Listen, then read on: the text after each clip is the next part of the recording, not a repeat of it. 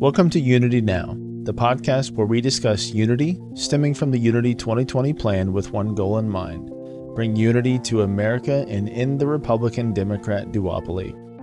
This podcast is created, produced, hosted, recorded, edited, and publicized by a wonderful team of Unity volunteers that came together from all over the country to collaborate in a completely remote environment. To provide a brief introduction to Unity, we offer this. Unity 2020 was an idea that started when Brett Weinstein announced the plan on the Joe Rogan Experience in mid-June 2020. From there, the movement was born, and since then, tens of thousands of volunteers have signed up, organized, and begun to create a groundswell of support. The plan always introduced a fail-safe so we would not be an election spoiler. This was to end the plans for the 2020 election if it was determined there was no viable path to the White House. Sadly, this became the case. In keeping our promise, this fail-safe was executed and announced by Brett Weinstein. However, we believe Unity continues to be the number one antidote for what ails the country right now, and so we are pressing on with a renewed spirit. To learn more and become a volunteer, visit articlesofunity.org and check out Brett Weinstein's YouTube page and the Articles of Unity YouTube page for the weekly campfires. Hello, I'm your host, Toby Davis, one of the three rotating hosts, and I'm joined today by Todd Niesen and Gabe Garber. Hey, guys. Hey, how's it going, Toby? How's it going? Doing well. So each of you are fellow members of our Unity Now podcast team, but also volunteers with the Unity movement. And we decided we would all join today and discuss the political compass and each of our test results and kind of where we fall there and what that leads to conversationally. So if I could, let me start by introducing kind of where each of us landed originally. This was something that was posted by Eric White, our video editor and one of our co-hosts. And he wanted to just start a kind of a fun conversation in our Slack channel. And he landed, well, he's not on here. We won't give him post his results without the chance to defend himself. So Gabe, you actually landed. So we'll put these on the screen. I think will help everyone see what we're talking about. But it basically lays out from a political perspective in 4 quadrants: authoritarian on the top, libertarian on the bottom, left side of the political spectrum, and then the right side of the political spectrum. And it places you somewhere in those quadrants. And for those of you that aren't sure what we're talking about, you can go to politicalcompass.org. And this gives you just how many questions was it, Todd? I think you took it today, right? Yeah, I think there's 6 sections, and I think each section had 5 questions. Okay. So 30 questions total. So it doesn't take that long to get through. Yeah. And so, Gabe, you actually landed on the left side, probably middle of the left side, and closer to the libertarian, the bottom of that quadrant. Yeah. And originally, Todd, you landed on just to the right of center, and just below authoritarian into the libertarian space. Is that good? Is that a proper? Right. Okay. Yeah, that's what I took about a month ago. All right. And so, Todd, you actually said before we got on that you had retaken it today. And where do you fall now? Well, now I'm falling basically the same between the authoritarian and libertarian. But now I've shifted over to the left side. So I'm farther on center. I'm closer to center left now than center right than the first time I took it, which I thought was interesting. Yeah. So and I was just and the reason I did it is I was kind of preparing for today, and I was trying to remember what all the questions were. It's like, okay, well, let me retake this real quick. So I just kind of zipped through it fast again, and yeah, so I came out a little bit more on the left side now. So it's interesting. Yeah, and I think we were just talking a minute ago. It kind of speaks to the truth that can come from these sort of surveys and questionnaires, but also the importance of having a meaningful discussion with individuals to determine where you may disagree or agree on certain things. So how do you guys feel it what do you think about the label it places on you, at least at the point you took the test? Do you agree or disagree with kind of where you fell politically or otherwise? Yeah, I think maybe in our initial discussion about it, I was maybe a little bit surprised how far left I fell, and a little bit surprised that I wasn't further towards the libertarian, um, yeah, pole. Which I mean, I'm still, I would say, by most standards, pretty far out there. And I'll throw Eric under the bus. We were fairly closely linked on the map as well. So I would say, yeah, we're pretty far out there, but there are just certain things where I feel like a test like this is great for giving you a visualization of that, but at the same time, even going through it, and now it's been maybe a month or so, but this site's been up for ages, and I know I've taken it several times before, and there's a sense that, as you're going through the questions, there's going to be limitations in terms of how the test is structured. So I think even within the spot on the map that my spot is, it's fairly nebulous, just because issue to issue I could be anywhere else. So Okay, fair enough. Yeah, I'm actually looking at your chart, Gabe, and you are pretty far down in the Libertarian. You're pretty down. Yeah, you're a lot farther down in the Libertarian area than I am. yeah, So, seven and some change down Yeah. on like a 0 to 10 scale. So but quite a bit farther left than I am. yeah. Yeah.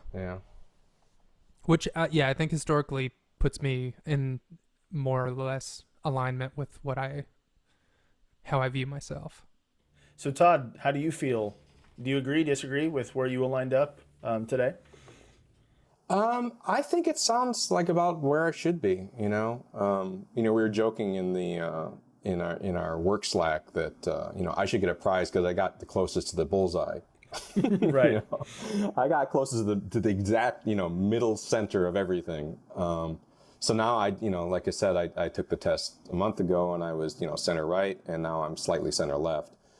And one of the things I was going to say is that Gabe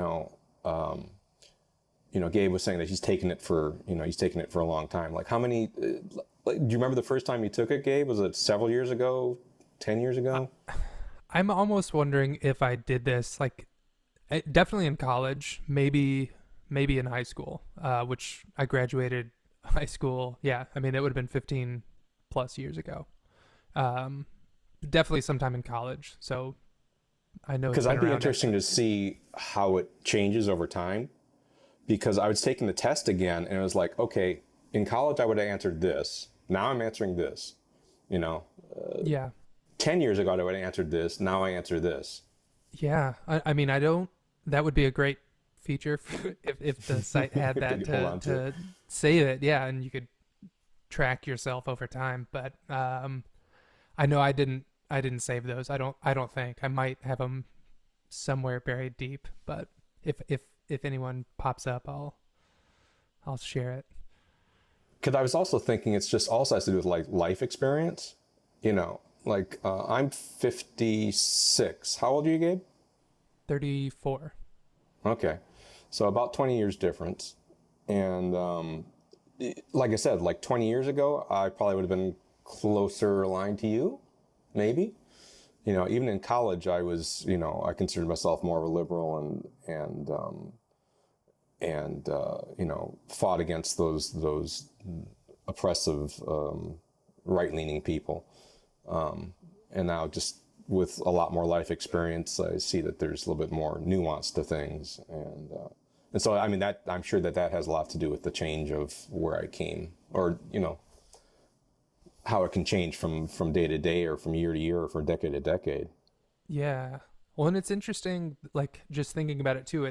This spot represents where I am. It doesn't necessarily have anything to do with how I choose to interact with other people.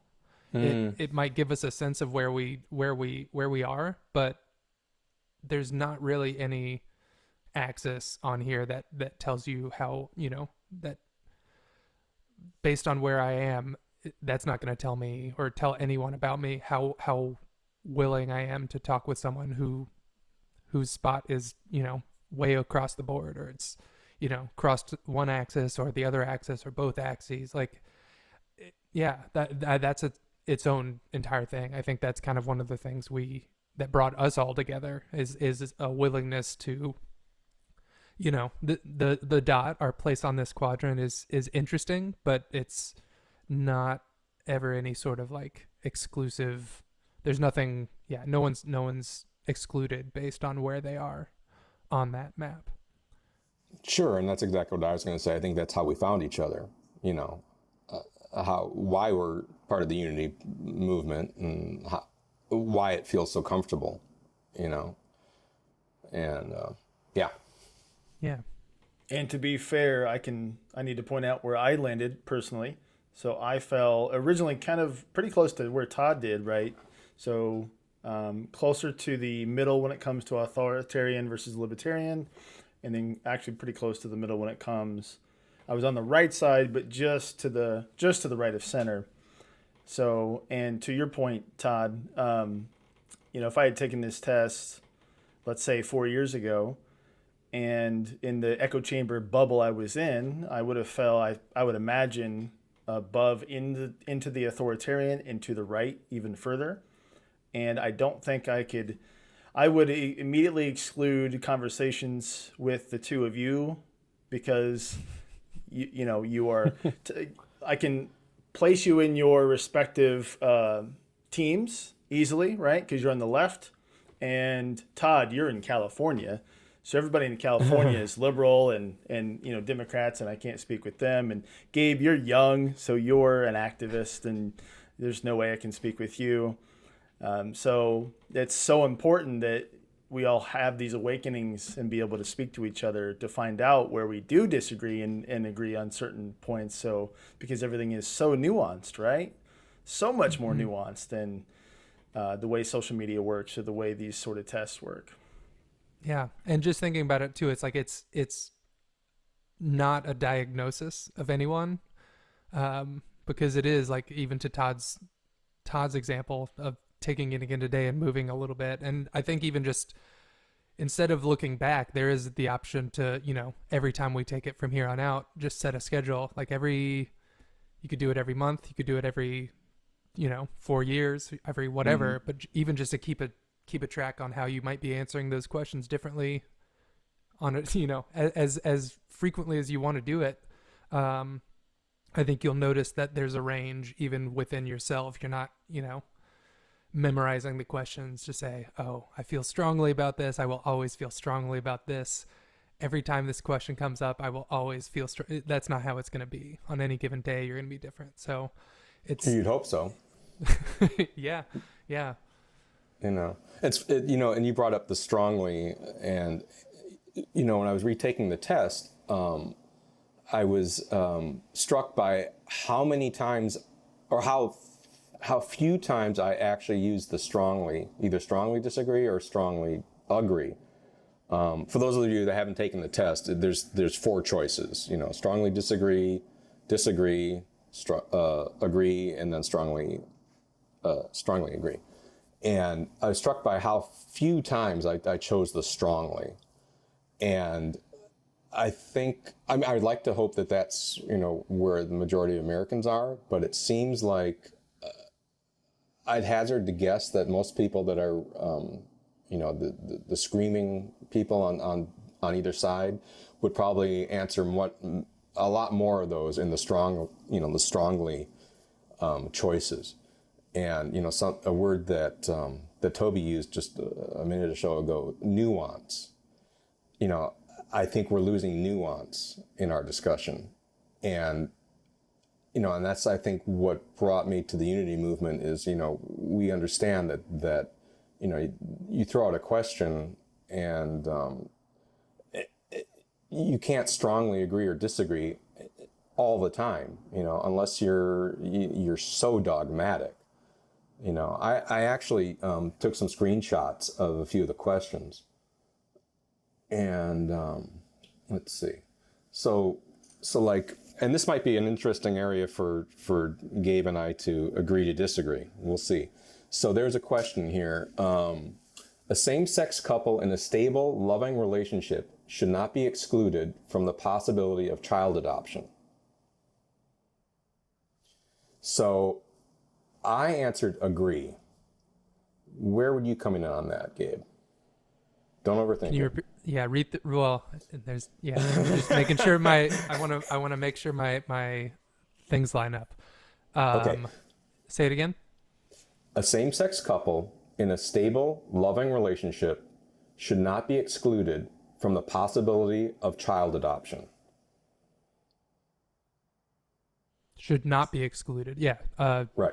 Strongly agree. That would be yeah. And I chose agree. And I guess when I was thinking about it, my viewpoint is, all things being equal, I think a child, and I see Toby nodding his head. I think he knows where I'm going to go with this. But I think, a child is better off with a father and a mother. I have all sorts of reasons to believe that. Foremost being that, I feel like, a child needs to kind of have like a template of, what, a male energy and a female energy looks like working together, and how to navigate the world that way. Not to mention the fact, if you're a boy, you need a father to kind of have as a template or some sort of guidepost to being a man, and the same on the woman's side. That being said, I would much rather have a same-sex couple adopt a child than the child not getting adopted at all, or going through life with, with maybe just, one parent living in poverty and without many choices, and not much of a not much opportunity, and not much, it's not the best situation. So I'm a big believer in hierarchies, and so that's why I just agreed and not strongly agreed, because I think there's cases where I would prefer to have a father and a mother. Yeah, I think. There's a lot there that I also agree with. I think there's certain areas that for me it's just the matter of like being excluded just feels like on that fundamental principle for me is just like nobody should be excluded from this. Mm-hmm. And so that tips me more over into the strongly, as far as, and again, like this is coming from, I think I also would feel like statistically, and like it feels intuitive to me. It mirrors and reflects my own upbringing. But I think I would be able, I'm more comfortable settling on the idea that two parents are better than one. And kind of understanding that with the fluidity and however that is, like the roles that the parents play are going to be distinct from themselves. So there's going to be two different roles, no matter how that manifests itself. So I think ultimately having multiple guiding figures in your life is going to be, and it's stable. And again, like for that question being the loving, stable relationship, I think for me, again, just cycling back to the exclusion, the way the question was worded is like really where the strong comes in, because that just feels like that's where my spirit is of not stepping in and keeping someone from doing something. And that loving, stable, sorry, Todd, I was going to say that loving, stable part might be the nuanced piece to really break out and unpack. It's like, well, who gets to decide what is loving and stable? And that's the same question maybe for any adoption or any case where you're determining if two people are equipped to handle, a child coming into their lives. But I would say I agree as well. I kind of land where you land, Todd, and I agree with you, Gabe, on the point of exclusivity. Like, they shouldn't be excluded for any reason. And like you said, Todd, having two parents is better than having one or none at all for that child. I would say I'm not sure where I would fall on the point about it's most important or idealistic to have a husband and a wife, a mom and a dad. I think I have that feeling that that's the case, but I think I would fall under the unknown. I don't know enough about that to say whether or not I would believe that to be the case or not. So that's interesting. You brought something like that up. I like it. It's courageous. And again, it has to do with nuance. Yeah. It's like you can't just like say yes or no. You can't say all the time it's this and all the time it's that. Yeah. It's like, and I don't like the straw man argument that I hear from the left sometimes when this conversation comes up. In that, but so many divorces or so many heterosexual marriages end up in divorce anyway. So how can you say it's better? It's like, again, I think I'm just coming from it from a viewpoint of hierarchy and what's the best thing, And I mean, if I was going to incorporate what Gabe said, I would have this hierarchy. I would say, and it has to do with like energy. It has to do with like that female energy and male energy. And I mean, my belief is that there's two different energies. We can argue about that or not, but I strongly believe that there's like a female energy and a male energy. And I think it's important for the child to see how those energies work together. If the child can't see that, two different energies of the same sex is good, because this child is still seeing the parents having discussions or arguments or working through issues. And then below that, maybe a single parent. I haven't gone farther down than that, but. Or you could also think in terms of even if it's opposite sex couples, whether it's married or unmarried. And how you might treat that differently, because I think that probably also, I don't know, it could be strung together or tied in with how any individual might view, the establishment or the institution of marriage between same-sex couples, and tracing that down. That's where it, I kind of lost a train of thought there, but yeah. No, I like it. Yeah, there's so many different ways you can slice it up. So based on that discussion right there, how would we place each other, left or right?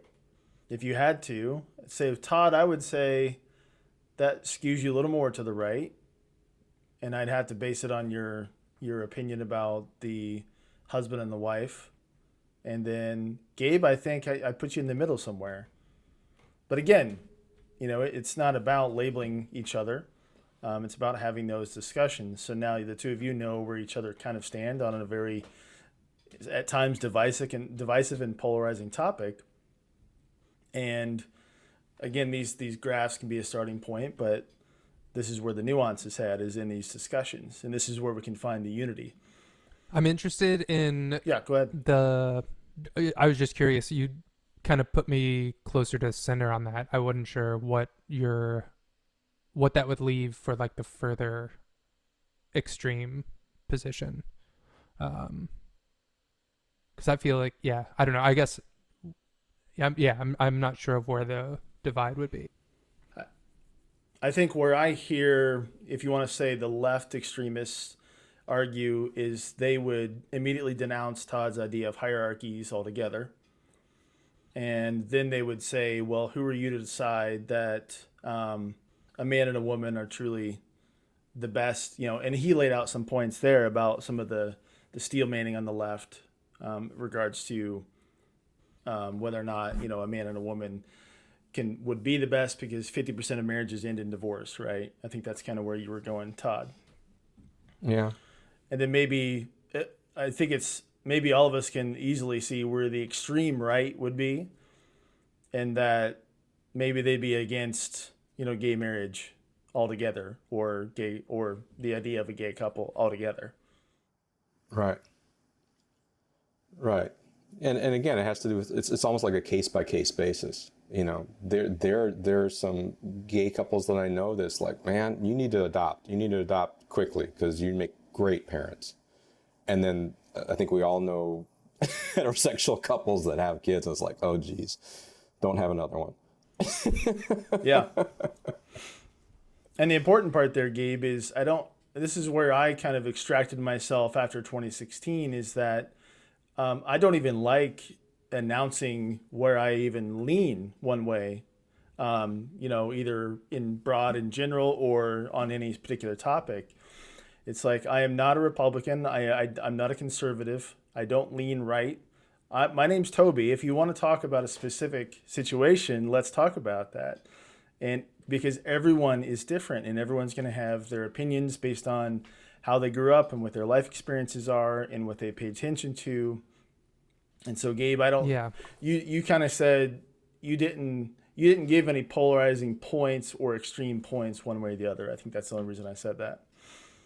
Gotcha. Yeah, I kind of feel that too. And again, like just the concept with the visualizing it on the quadrant is helpful to an extent. But again, we're placing ourselves, or saying that, taking this identity of this is where I am and where I fall among the populace. Among what populace? Like, it's everyone who's maybe taken this, or however that is. Like I don't see it being something that is easy to know exactly where you fit in. And so there's even something there where it's always relative to everyone else.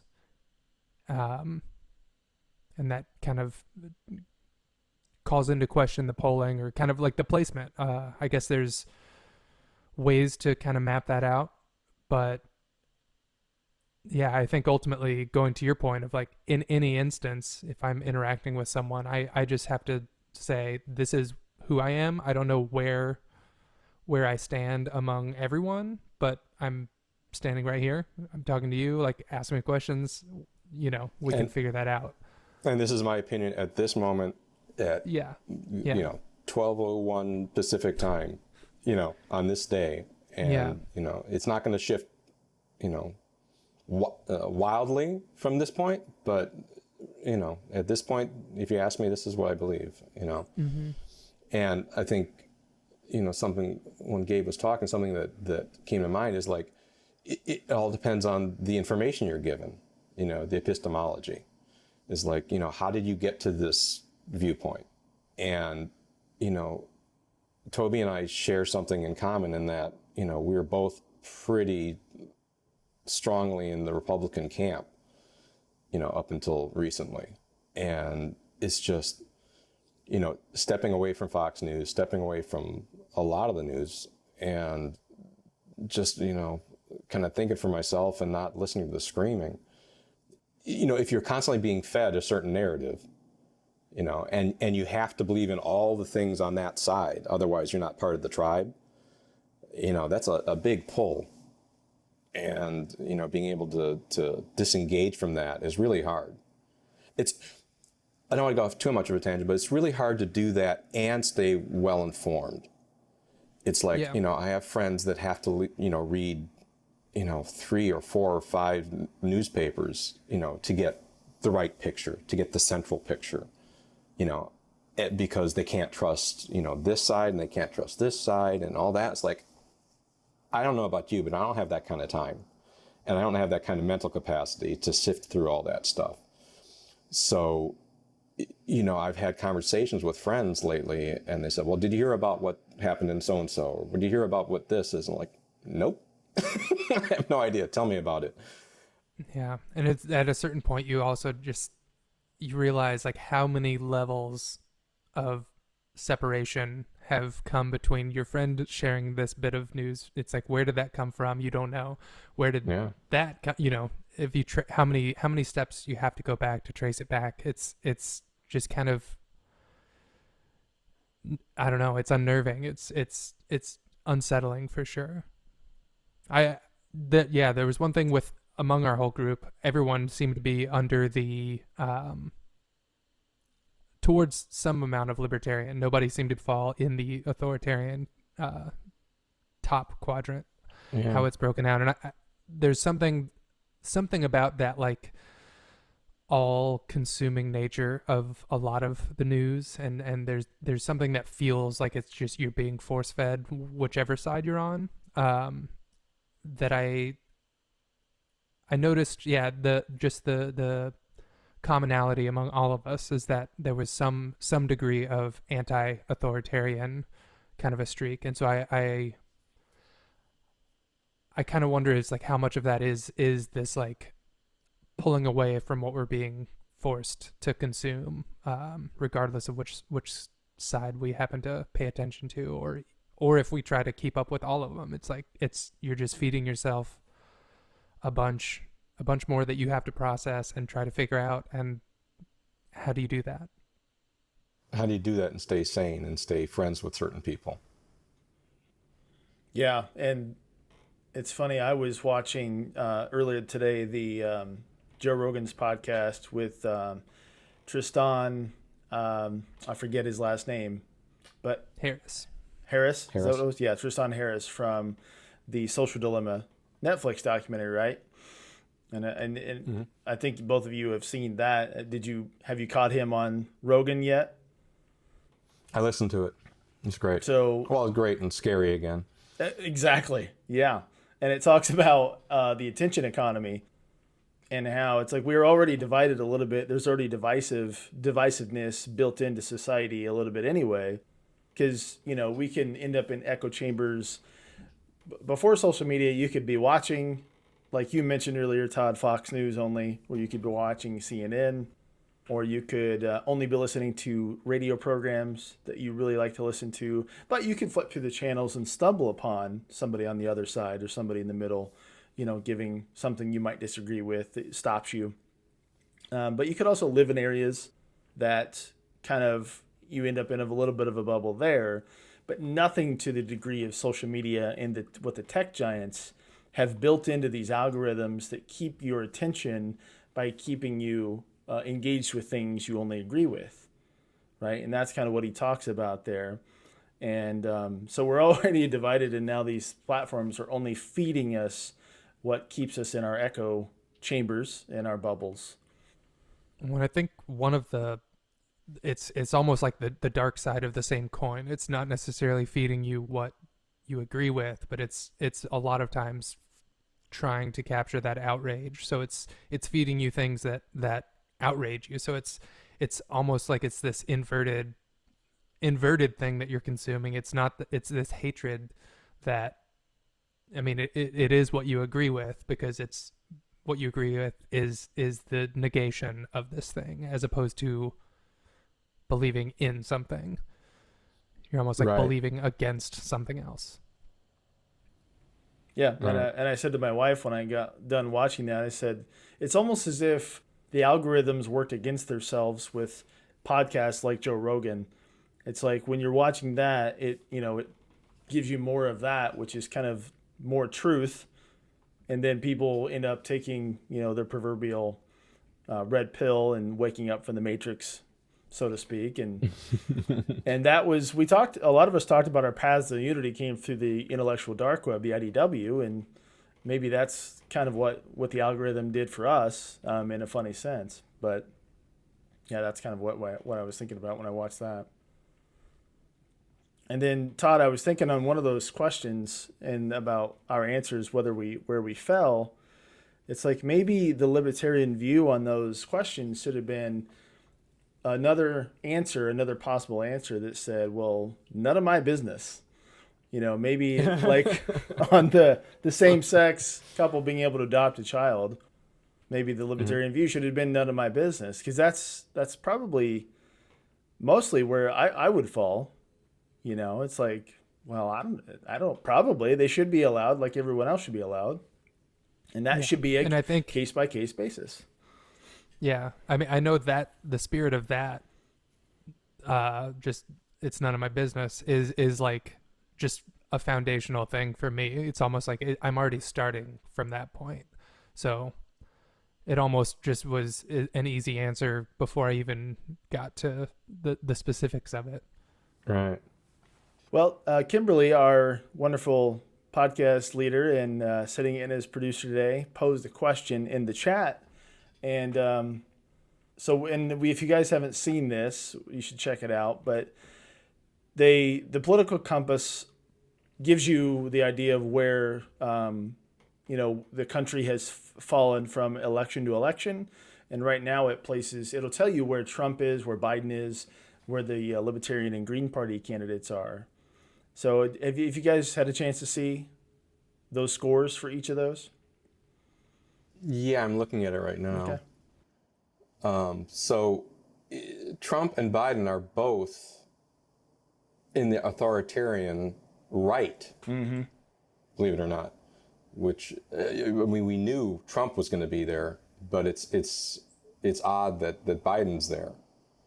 At least it's odd to me, And it's strange that I'm seeing Jo Jorgensen, who is the Libertarian candidate. She's closer to the authoritarian dividing line that I would have expected.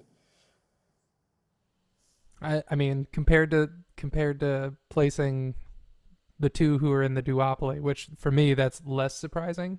I feel like, especially with the unity thing being very anti-duopoly, was kind of trying to highlight the fact that these two opposing sides aren't really like opposite in a lot of ways. Right. And they are in some very crucial ways or very superficial ways that always get covered and are most of the focus. But I think it's again how you view it or what kind of perspective framing device you're looking at it. But if you look almost like just a certain way, there's this kind of comes up, and it's like, oh yeah, they're really pretty close together in a certain sense. I'm surprised that they're both as far extreme in that top quadrant.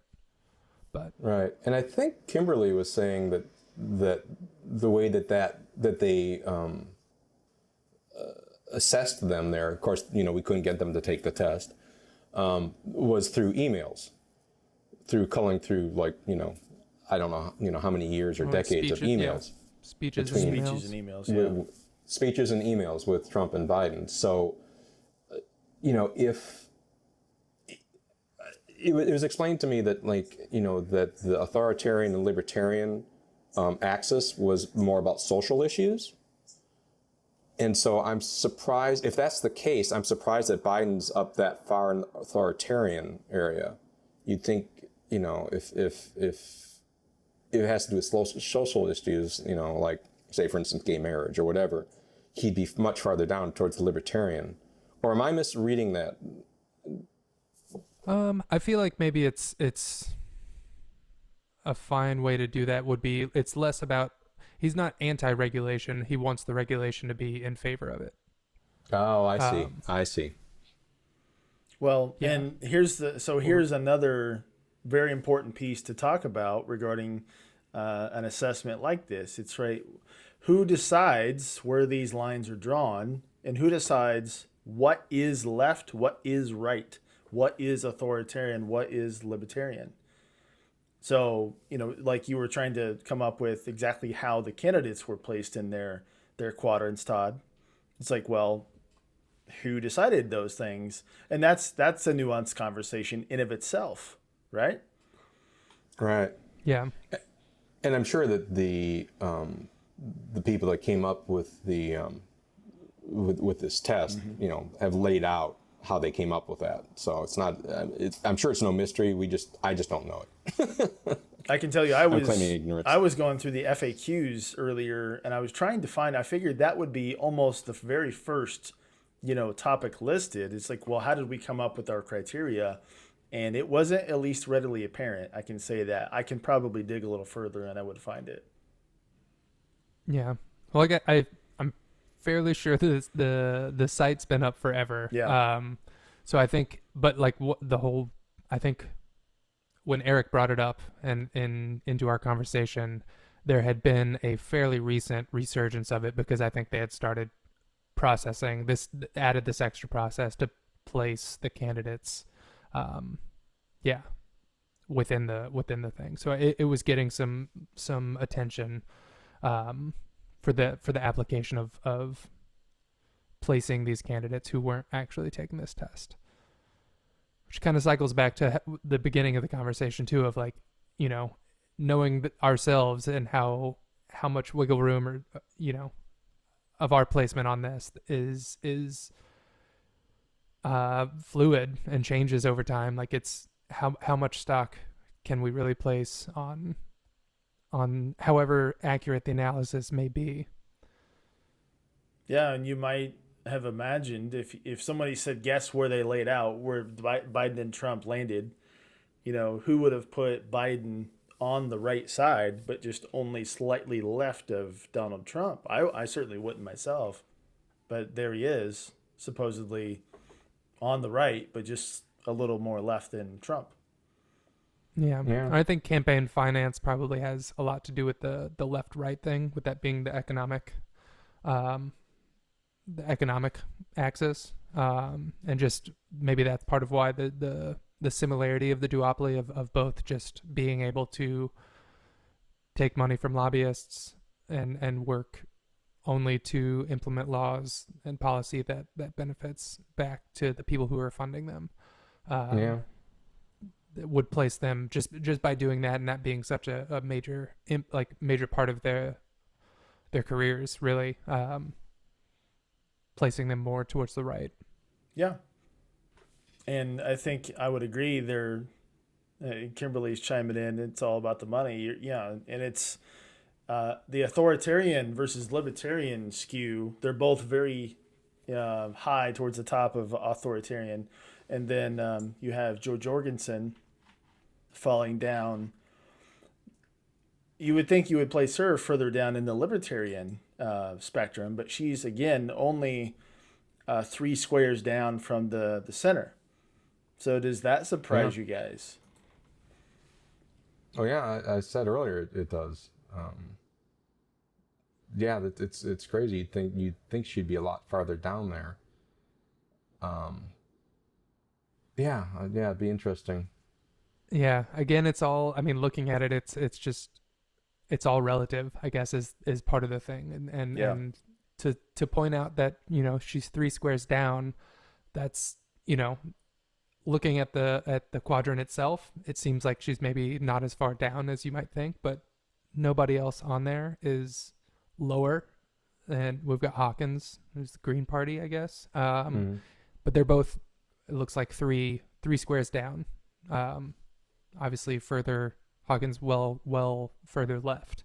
But there's nobody else. There's only 5 or 6 of the candidates who are even below the x-axis. So in relation to the field, she is, you know, the most libertarian. Yeah. Okay, guys. Yeah, I guess so.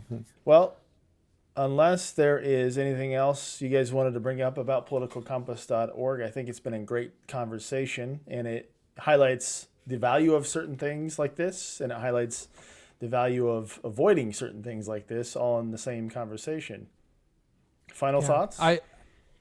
I was just thinking about this and just the layers of processing that are involved, and even just breaking down, having done the exercise of going through a question, a specific thing, and seeing, you know, having that conversation, showcase how, that's where all the nuance comes in, and seeing this plotted on the graph with everyone, some of that surprise of where they landed also comes from a matter of perception. And you think about, like, specific issues. If a specific issue comes up and is covered by the media one way or another, that's putting way more emphasis on one of these questions, for example. And so if we, so say the diet that the media feeds us, or the news is covering only maybe 5 of these 30 questions all the time, if we're only focusing on that, there's this whole bunch of other stuff, other aspects of the candidate's policies or ideals that we just don't ever really know about. And so it's, again, like, we can map them on to the quadrant how we might in our own mind and say they're this and that. But if you eliminate all of these other nuanced areas or just all the different points of information from the picture and frame it a certain way, you're pinning one against the other, and they might seem completely opposite, but you realize, you zoom out a little bit more and you realize, oh, they're both in this, quarter of the graph, where if you zoom into just that quarter, one of it, you can draw the lines a lot easier. So I think just the framing aspect of how the media works, and that's all media, social media included, it's kind of wild to think how certain any of us really ever are about the candidates we're following, unless you're really getting into it all. It's just, it's kind of crazy.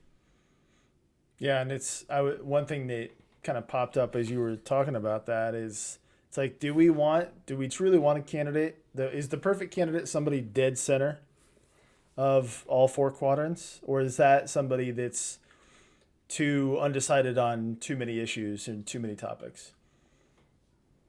Wow, that's a great question. Considering, I won the contest for being center, the most center.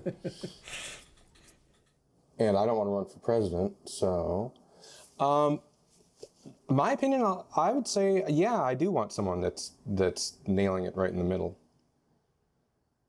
Yeah, I think if the goal is representation, and if this graph ostensibly represents the entire population, then that's the ideal, is to have someone who, if they don't specifically represent everyone, everyone's looking inward towards the center. There's just like I don't know. If you're all looking inward, you will, I think that would unify the whole populace, or incorporate it a lot easier too. And I also was just thinking. Go ahead, Todd. I was just going to say, it has to do with time. It has to do with, this moment in time, this moment in history. If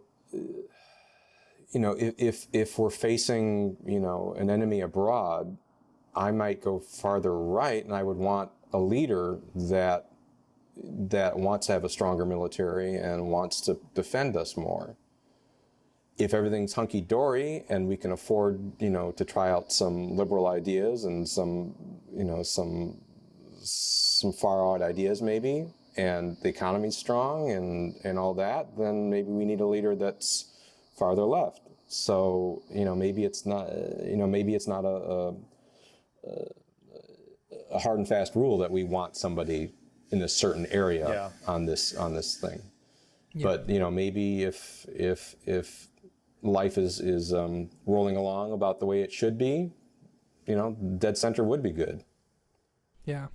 I feel like I kind of sometimes think about this as if that center point is just this, if you lay the graph down, the center point is what's happening at every instance. So it's like if we're faced with something that is, say, like a very, authoritarian left, if that's what if that's what we're faced with, it helps to kind of counterbalance. If we're tilting one way, we might want leadership, or might want to kind of all think about like a plane offsetting. You move people to sit on the other side if it's not full, to kind of balance out.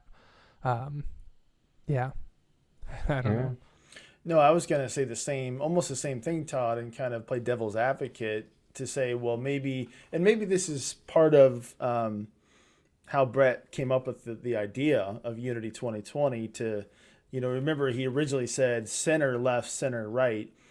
And I think maybe that's from in a historical sense of this idea that you need the left to progress us, to move us along, but you need the right to keep us grounded in not going too far with progression, and to, always stick to our core beliefs, our core values, to remind us of where we came from. And that's kind of the yin and yang balance between the two.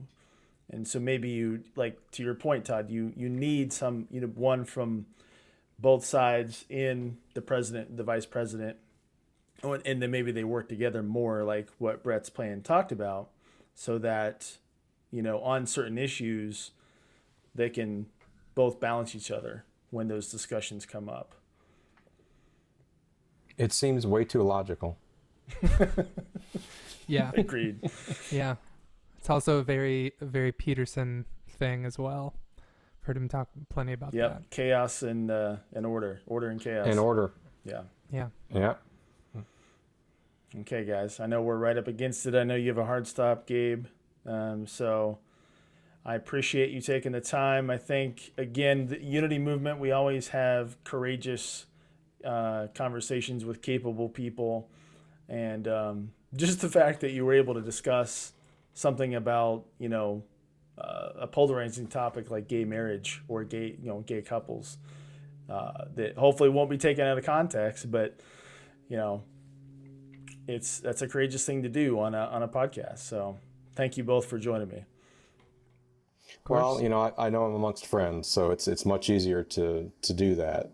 I know I'm not going to get bowled over here. So I only know Gabe since the beginning of this, but I know that he wasn't going to do anything nasty. So Not yet. he raises his eyebrows. Yeah, Todd can mess with our sound and play with some funny clips, and Gabe can play with some of our graphics. Yeah, everyone's coming. Everyone's gonna have some new nicknames sliding on the, across, on the yeah. credits. Good stuff. Fact checker. Cool. Thanks, Toby. Thanks, guys. And for more about the Political Compass, that was politicalcompass.org. We'll put that in the show description. And follow us on Twitter and Facebook and Instagram at UnityNow. And be sure to, I'll try to put it like I've seen lately on other videos, smash that like button and hit the subscribe on the YouTube videos. Thanks, guys. Thanks for tuning in. For more conversations and content like this, be sure to subscribe to the podcast wherever you prefer: Apple, Google, Spotify, etc. If you prefer to consume your podcasts in video format, you'll find full episodes and clips on YouTube. Follow the Unity Now podcast on Twitter, Facebook, and Instagram by clicking the links in the description below, and be sure to sign up and get involved at articlesofunity.org.